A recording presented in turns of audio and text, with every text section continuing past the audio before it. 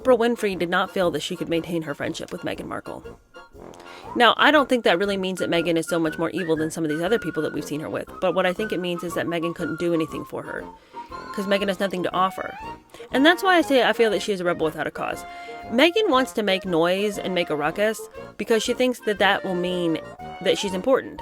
She's like a person who doesn't get social cues, who does things that other people do, but you can tell they don't really know why they're doing it. And that's how I feel about her. Let's talk about Meghan Markle. You know what I thought about her last night as I was reading stories about her? That is a rebel without a cause. Meghan Markle just had a birthday, and so that's kind of like, it's annoying how often she's in the news with literally nothing new being discussed about her. But I did think this was a little bit interesting. Meghan Markle turned 44, supposedly. There's questions about where her birthday really is, but officially, she's 44. And she had a birthday, and so she's posting about it on social media. But typically, when celebrities have birthdays, their celebrity friends will like post something on social media and like, "You're the best, Meghan, da da da da da." People like Oprah Winfrey and Serena Williams and Tyler Perry have in the past congratulated her on her birthday. This time came and went, ain't got nobody nothing to say. And I think Meghan is just losing all of these minor connections that she had before. I mean, is anybody at the top of the social echelon when Tyler Perry is one of your best friends? No. You know what I'm saying? So like all of these connections that she had peripherally, I would say Oprah was probably her best connection. But like, look at who Oprah has been friends with. Huge problem people. And if she felt the need to cut Meghan out, what does that say about Meghan? Oprah Winfrey hasn't felt the need to cut anybody out. There are people that she knows in her circle who she has had many pictures with and has uplifted and supported who are problematic individuals. Yet Oprah Winfrey did not feel that she could maintain her friendship with Meghan Markle. Now, I don't think that really means that Meghan is so much more evil than some of these other people that we've seen her with. But what I think it means is that Meghan couldn't do anything for her because Meghan has nothing to offer. And that's why I say I feel that she is a rebel without a cause. Meghan wants to make noise and make a ruckus because she thinks that that will mean that she's important. She's like a person who doesn't get social cues, who does things that other people do, but you can tell they don't really know why they're doing it. And that's how I feel about her. Meghan Markle looks at other people, other celebrities who get on bandwagons and stand on their soapboxes about things. And she thinks, oh, so if I just make like a lot of noise and act like I'm disgruntled, then people will think I'm busy with a cause.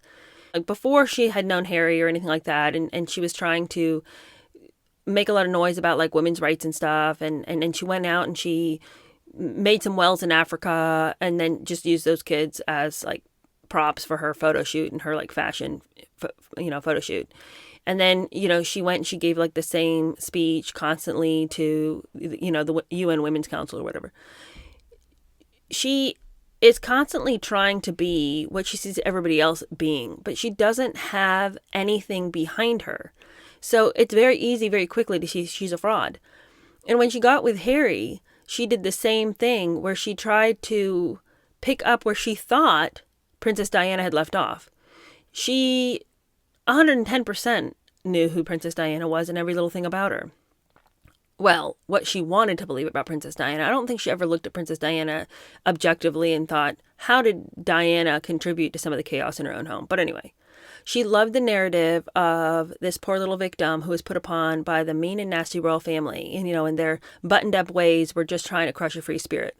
So she wanted to go in there and be the free spirit that was being crushed by the royal family, and immediately began doing things to show that she was going to rebel against the system, rather than go in with an open heart and like, I love Harry so much and this is his family and that means the culture is going to be a little bit different than what I'm used to, but I'm because I love him, I'm willing to put aside my differences. Like, that was never her intention. She got with Harry because she thought, this is a system I can rebel against and then people will think I have a cause. And we see that immediately by like just the rebellion she made, just even in fashion and the way that she carried herself. And I was reading an article in the Daily Mail about this, and the author was pointing out the fact that as a former actress and as a current actress when she met Harry, for her to act as though costuming and clothes are of little to no importance and you can just pretty much wear whatever and the story will go on. I mean, as an actress, you would never think that. As an actress, you would never think my clothes don't matter in this scene. Well, but also in life, when you're on the stage of the royal family, what you wear matters because there's a lot of symbolism that goes into what you wear. So you see her wearing, as her first act of rebellion, in her pictures that she had for her engagement photos, she's wearing a sheer gown, which is like a big no-no. That's for nighttime wear, okay? You don't need to look like this sultry little slut who's laying in the arms of the prince. Like, wear something appropriate. And this sheer gown is just not appropriate for your engagement photos, for your daytime engagement photos, nonetheless. But more offensive, I think, even than that, because I think most people wouldn't get too hung up on that. If she wants to wear a gown that it wasn't revealing, it was just sheer. I think most of us are past the point of flipping out about something on that level. I just came from the beach where everyone was in a thong bathing suit. I've never seen so many fat asses in my life. It's like I'm already too bombarded to care about if somebody wants to wear a little bit of a sheer top. Okay. I'm like, thank God something's covered. The main issue there wasn't so much, I feel like, the fabric, but the cost of the dress. You cannot spend 56,000 pounds on one dress, and you're a newcomer in the family. If the queen herself wants to spend $56,000 on a gown, it would shock us because she's so frugal. Why would she have ever done that? She would never have used your money like that. But if she had wanted to, we'd have been like, well, she's the queen. If anybody deserves to have a 56,000 pound dress, let it be the queen. No, it's this newcomer who isn't even wearing a dress suitable to the occasion, and she just spent 56,000 of your pounds on it. Meanwhile, you pan over to Catherine, and for her engagement photos, she picked out a dress from a local shop for 385 pounds. 385 pounds versus 56,000 pounds. I mean, it's not even in the same ballpark. I mean, like, how could you spend so much money on one dress and you're new? So already just rebelling with the fashion, rebelling with the prices, rebelling with the fact that it doesn't need to be this massive designer gown. Just wear an appropriate dress. Okay. You don't need to have, it doesn't need to be, you're just blowing the roof off with your couture dress. That is so trashy. Isn't that like low down, low class, thinking it has to be some kind of crazy thing when you could just elegantly wear a beautiful dress from a local shop? Like, that is just so new money trashy to feel like you had to do that, but whatever. Okay. Then she goes to Wimbledon with Catherine, and the rule is that you wear a dress or a skirt. For royals anyway. This is not a situation where you're trying to break the rules. You're not trying to make a fashion statement. Come dressed nicely.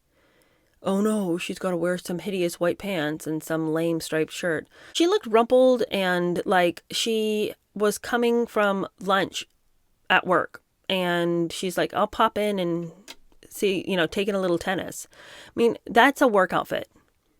That's not go to Wimbledon. I think one of her biggest rebellions when it came to fashion was the fact that she just wouldn't wear British fashion, even at events when that would have been the only option. She goes to the 2018 British Fashion Awards and then wears a French designer. I mean, how could you be so clueless? At that point, you are putting a stick in the spokes on purpose. At that point, you are trying to be offensive. You are trying to get a rise out of people.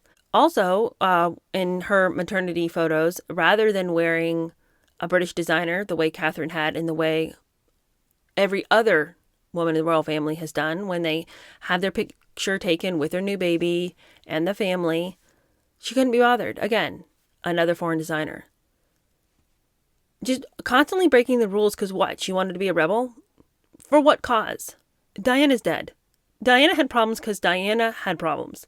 It wasn't because the royal family had a boot on her neck. It's because she didn't want to fit in. Because she wanted to say that it wasn't fair that she'd married somebody who didn't love her. There could be truth to that. But when you read all of the accounts of people who knew her in real life, who were there in real time, explain the sort of person she was just young and immature. She'd have been a very difficult person to be married to, as I think Charles would have been difficult at times too. But she didn't want it to be easy because she wanted to feel victimized. And if she felt victimized, that gave her purpose. Quite frankly, I think that there are aspects to Meghan and Diana that are very similar. Because I think that both of them feel most excited by life when it's chaotic.